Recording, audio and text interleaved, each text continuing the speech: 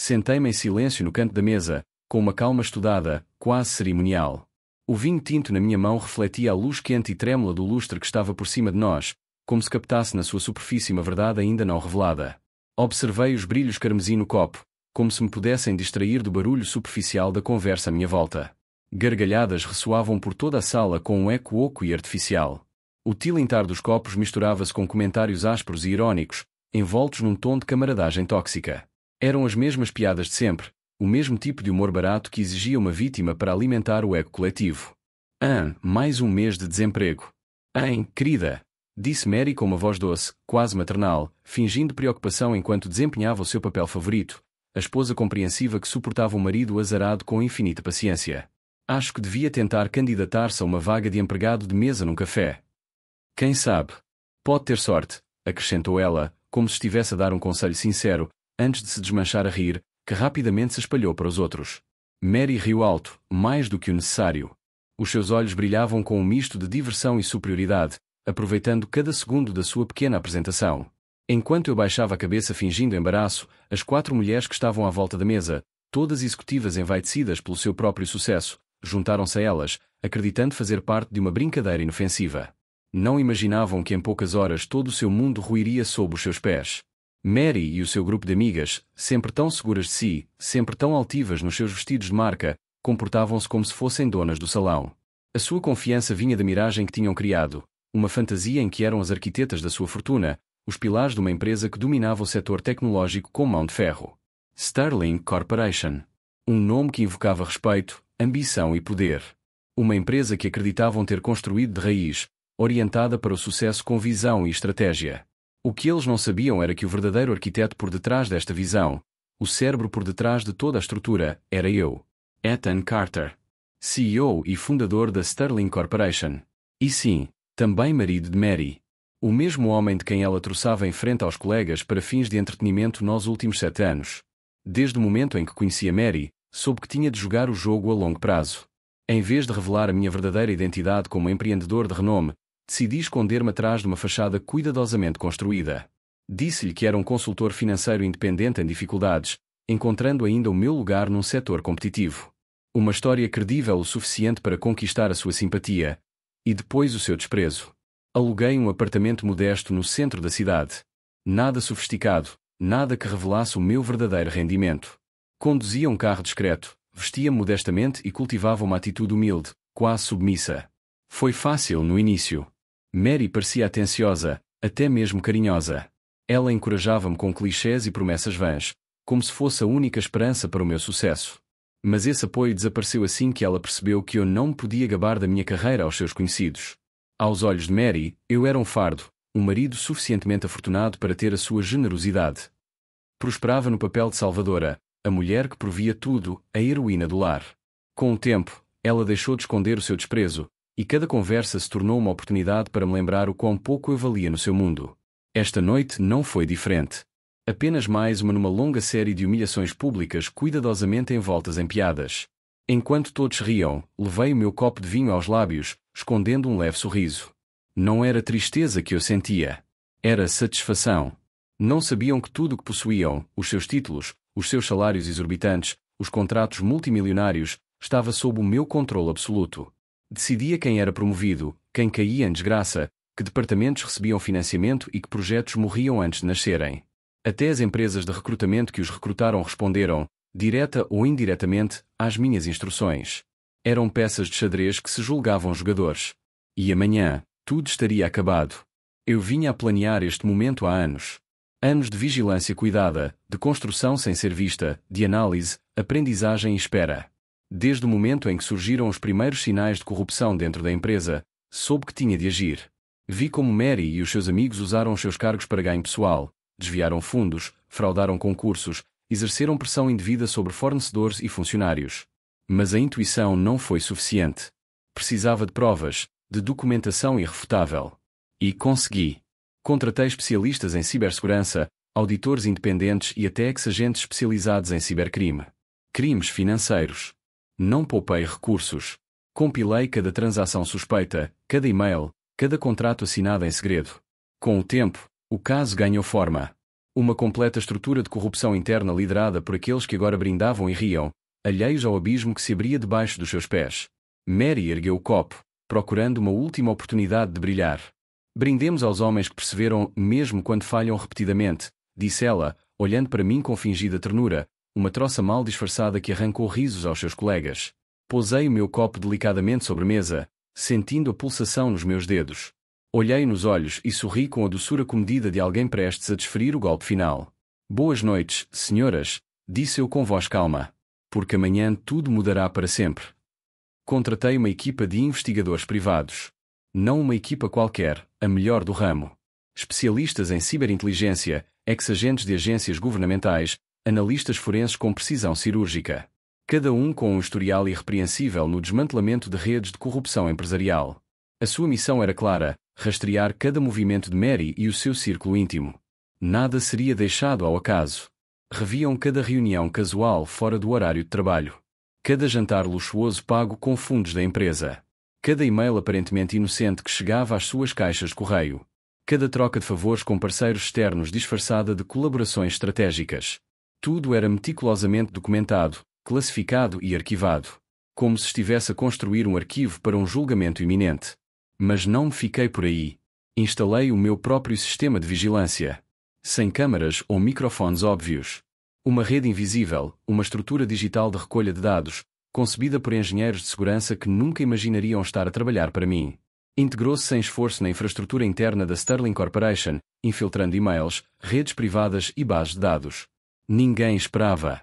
Porque ninguém esperava que a figura mais inofensiva na sala fosse a que estivesse no controlo. O que descobri foi pior do que me atrevera a imaginar. Mary e o seu grupo não eram apenas corruptos. Eram traidores ativos, disfarçados de fatos brilhantes. Conspiravam com empresas rivais, vendendo segredos comerciais, divulgando projetos em desenvolvimento e partilhando especificações de produtos antes do lançamento. Manipulavam mercados internos, inflacionavam números e desviavam contratos estratégicos para beneficiar empresas com as quais mantinham acordos financeiros secretos.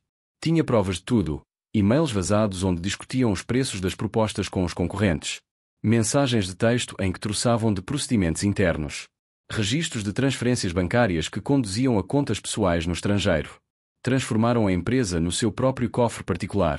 Mas nada foi mais repugnante do que aquilo que descobri sobre o tratamento que davam aos funcionários. Documentei o assédio sistemático. Humilhação diária. Comentários degradantes. Chantagem velada. Vi como obrigavam os jovens a comparecer em jantares com a promessa de promoções, apenas para os tornar alvos de ridículo ou pior. Como manipulavam a estabilidade no emprego de pais solteiros, idosos e empregados com dificuldades financeiras, cortando nos benefícios e pressionando para despedimentos secretos. Sterling tornara-se o seu reino feudal, e os funcionários eram súbditos forçados a prestar homenagem. Eu sabia que, com provas na mão, poderia destruí-los em qualquer tribunal. Mas não era suficiente. Não os queria esconder atrás de advogados caros. Eu precisava de testemunhar a corrupção deles em primeira mão. Inalar tudo. Precisava de ver a cultura tóxica que eles tinham criado, por dentro. Assim, infiltrei-me na minha própria empresa. Não como Ethan Carter, fundador e CEO da Sterling Corporation, mas como Eric Brooks, um homem comum à procura de uma oportunidade. Uma identidade completamente nova, tecida com precisão, redes sociais falsas, histórico profissional fidedigno, referências fidedignas, documentos legais impecáveis. Nada poderia levantar suspeitas. Candidatei-me a uma vaga júnior, assistente administrativo.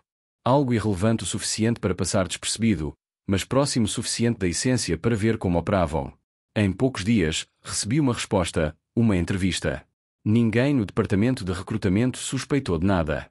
Claro que quem pararia para analisar apenas mais um candidato entre centenas? A entrevista decorreu numa sala de conferências no 7º andar. Eu estava vestido com roupas sóbrias.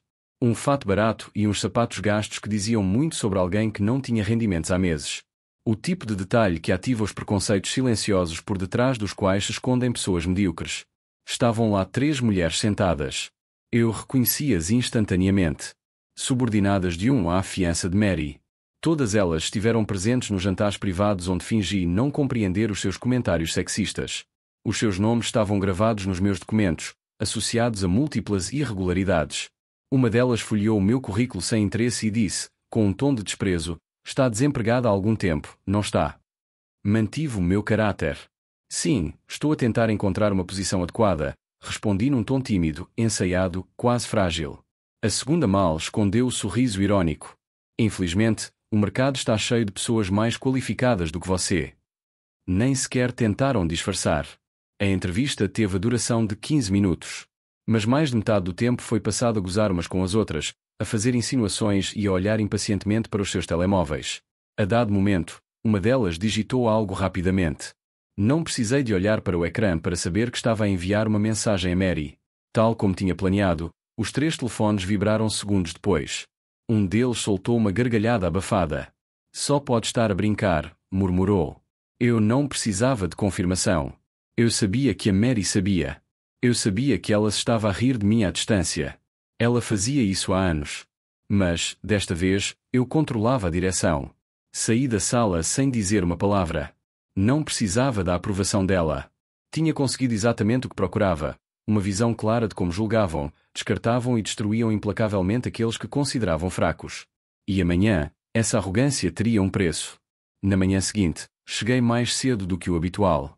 Mas, desta vez, não utilizei a entrada das traseiras.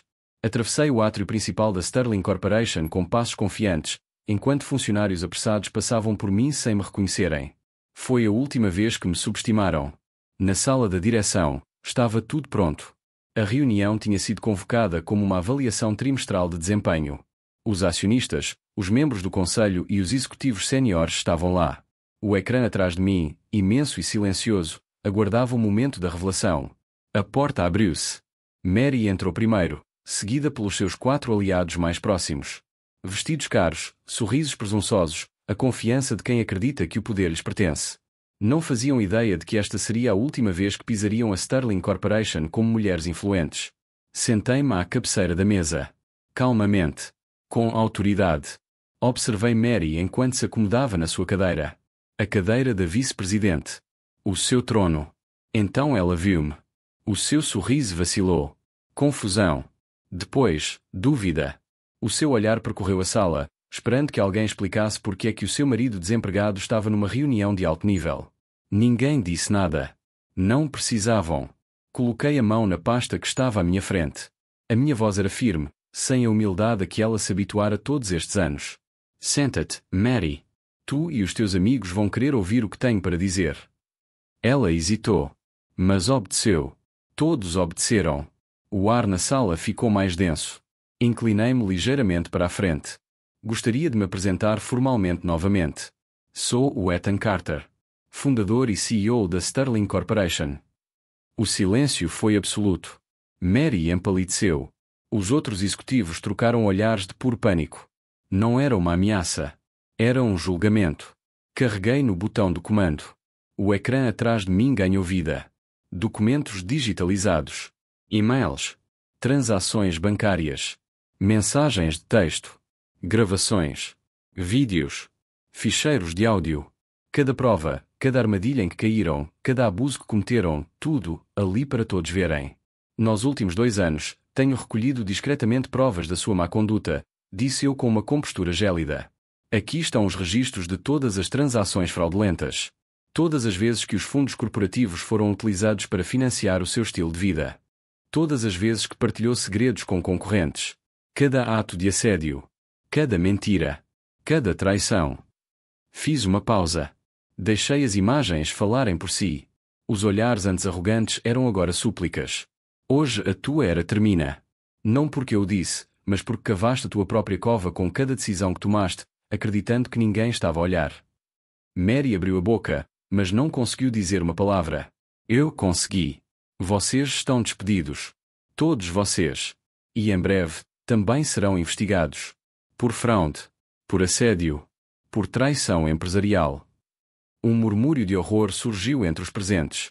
Mas não senti nada. Só justiça. Olhei para ela, observando-a a debater-se para engolir o nó que tinha na garganta, e disse, não te preocupes, Mary, não me esqueci de todas as vezes que me humilhaste à frente de toda a gente. Ela abriu a boca, mas não lhe saiu qualquer palavra. Todos consideravam intocáveis, mas apenas porque eu lhes permitia pensar assim. Encarei os acionistas, a minha presença dominando a sala. Tenho provas mais do que suficientes para apresentar relatórios à Comissão de Valores Mobiliários, ao departamento jurídico e aos investigadores federais. A sério, mas antes disso, preciso de resolver um pequeno problema. Peguei na pilha de papéis de despedimento assinados, cada um com uma precisão inabalável, e fiz-lhes deslizar sobre a secretária em direção a Mary e aos seus cúmplices, com efeito imediato. Estão todos despedidos da Sterling Corporation. Mary levantou-se da cadeira num pulo. O seu rosto corou com uma mistura de raiva e medo. Não pode fazer isso, rugiu ela. Eu sou a vice-presidente. Eu construí esta empresa. Nunca construíste nada, interrompi, com a voz fria e firme. Fui eu que construí esta empresa. Fui eu que te contratei. Fui eu que te deixei entrar na minha vida e agora sou eu que te estou a expulsar de tudo. As portas da sala de reuniões abriram-se. Os seguranças entraram, prontos para escoltar os executivos recém-despedidos para fora do edifício. Mary cambaleou para trás, com os olhos arregalados de incredulidade. Virou-se desesperadamente para os colegas em busca de apoio, mas ninguém lhe ofereceu qualquer apoio. Todos baixaram a cabeça, evitando seu olhar. Ela estava sozinha. Calmamente, juntei os restantes documentos à minha frente. Os seus pertences foram embalados. O acesso aos sistemas da empresa foi revogado. Saia em silêncio antes que eu piore as coisas para si. Mary tremeu ao olhar para mim, mas não tinha mais nada para dizer. Um a um, foram conduzidos para fora da sala. Não me dei ao trabalho de os observar a sair dos andares superiores. Consegui ver uma multidão de funcionários reunidos no átrio, a espreitar através dos enormes painéis de vidro. A notícia espalhou-se rapidamente. A Sterling Corporation tinha finalmente eliminado o cancro que a estava a apodrecer por dentro. Bastaram apenas algumas horas para que a notícia viesse a público. A comunicação social financeira explodiu com manchetes sobre a purga em massa na Sterling Corporation. As redes sociais explodiram à medida que as pessoas investigavam o passado de Mary e do seu grupo, descobrindo inúmeras histórias sobre como tinham abusado do seu poder. Dentro da empresa, começaram a chegar telefonemas de empresas rivais, mas não para recrutar Mary e os seus associados. Ninguém se queria associar às mulheres que a Sterling Corporation acabara de expor publicamente. Um a um, o círculo de Mary desfez-se. Uma semana depois, recebi a notícia de que 3 dos seus maridos tinham dado entrada com o pedido de divórcio. Não tinham como manter a vida luxuosa que antes ostentavam.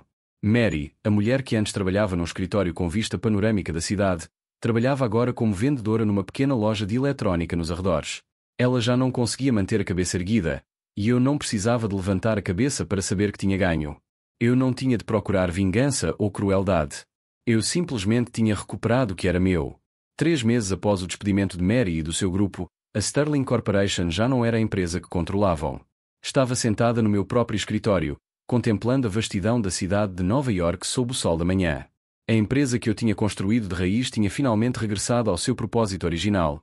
Um lugar de inovação, criatividade e progresso, livre de oportunistas. A reforma iniciara-se no primeiro dia após o expurgo que convoquei. Realizei uma reunião geral da empresa, apresentando-me pela primeira vez a milhares de colaboradores, não como o marido desempregado de Mary, mas como Ethan Carter, CEO e fundador da Sterling Corporation. Disse-lhes que, desta vez, ninguém ficaria para trás. As mudanças chegaram rapidamente. Demiti todos os que apoiavam Mary e o seu grupo, especialmente os dos recursos humanos, que ignoraram o assédio e a discriminação durante anos. As vagas foram preenchidas por profissionais altamente qualificados, muitos dos quais tinham sido despedidos ao abrigo do antigo regime. Num mês, mais de 20 ex-funcionários foram convidados a regressar. Pessoas que tinham sido forçadas a sair simplesmente por se recusarem a conformar-se a um sistema corrupto. Entre eles estava Louis Hall, um engenheiro de software excepcional que Mary tinha pessoalmente afastado de um projeto importante simplesmente por se recusar a participar nas suas festas sem sentido. Quando liguei ao Luís e lhe ofereci a hipótese de voltar, ele hesitou. "Queres-me mesmo de volta?" perguntou ao telefone. A sua voz estava carregada de incredulidade. "Eu não te quero apenas de volta", disse eu. "Quero que lidere a nossa nova equipa de investigação em IA." Uma semana depois, Luís estava de volta à Sterling Corporation pela primeira vez, entrando pela porta da frente sem medo. A cultura da empresa tinha sido completamente transformada. Implementei políticas de transparência mais rigorosas e um sistema de denúncia anónima, onde os colaboradores podiam reportar problemas internos em segurança, sem receio de retaliação. Todos os gestores séniores receberiam formação em ética e liderança. Mas não fiquei por aqui. Lancei um programa de mentoria para colaboradores, no qual profissionais experientes orientariam e apoiariam os novos colaboradores, em vez de os menosprezar, como Mary e os seus colegas tinham feito. Qualquer pessoa considerada culpada de assédio ou abuso de poder era imediatamente punida. A atmosfera na empresa mudava diariamente. Os sorrisos regressavam aos rostos dos funcionários. As reuniões já não eram preenchidas com olhares condescendentes e comentários passivo-agressivos. Pela primeira vez em anos, podia andar pelos corredores da Sterling Corporation sem sentir o peso esmagador de um ambiente tóxico. A transformação em apenas 2 meses foi evidente. A Sterling Corporation assinou 3 contratos importantes, um dos quais com um conglomerado líder em telecomunicações. Anteriormente, recusaram-se a trabalhar com a Sterling, em parte devido à má reputação que a empresa tinha conquistado sob a liderança de Mary. No entanto, assim que a notícia da minha reestruturação corporativa se espalhou, eles procuraram-nos. O preço das ações disparou 35% em 3 meses. Os investidores que antes hesitavam devido à liderança de Mary tinham agora total confiança em mim. Os meios de comunicação social começaram a elogiar o dramático ressurgimento da Sterling Corporation. Um artigo do Business Insider chegou mesmo a apelidar-me de o homem que fez renascer um império tecnológico. Mas o que mais me satisfez não foram os números nem as manchetes, mas sim o momento em que passei pela sala de descanso dos funcionários, numa certa tarde, e vi o Luís e a sua equipa a discutirem animadamente um novo projeto. Já não estavam com medo, nem hesitantes, estavam a trabalhar com paixão, algo que esta empresa sempre deveria ter tido. Naquele momento, soube que tinha feito a coisa certa. Enquanto a Sterling Corporation se fortalecia mais do que nunca, Mary e os seus cúmplices afundavam-se. Mary já não era mencionada nos círculos financeiros. Ela já não aparecia em artigos sobre executivos poderosos. Tinha-se tornado uma mulher esquecida. Um aviso para aqueles que acreditavam que podiam manipular o poder sem consequências. Ouvi dizer que agora trabalhava como vendedora numa pequena loja de eletrónica onde ninguém se importava que tivesse sido vice-presidente de uma empresa multibilionária. Os outros não estavam a fazer melhor. 3 membros do grupo de Mary foram proibidos de trabalhar na indústria tecnológica durante os 3 anos seguintes devido a violações dos seus acordos de não concorrência. Uma delas tentou processar a Sterling Corporation, mas perdeu miseravelmente quando todas as provas foram acumuladas contra ela. Elas já não me importavam. Eram irrelevantes.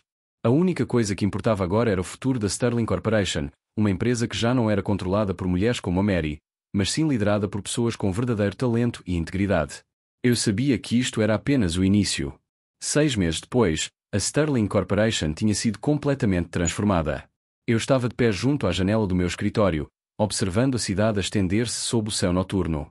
A sede da Sterling brilhava, os seus pisos repletos de centenas de colaboradores que continuavam a trabalhar com uma paixão e determinação renovadas.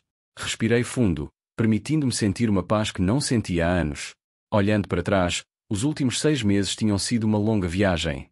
A Sterling não só sobreviveu ao choque, como ressurgiu mais forte do que nunca. Os preços das ações tinham estabilizado.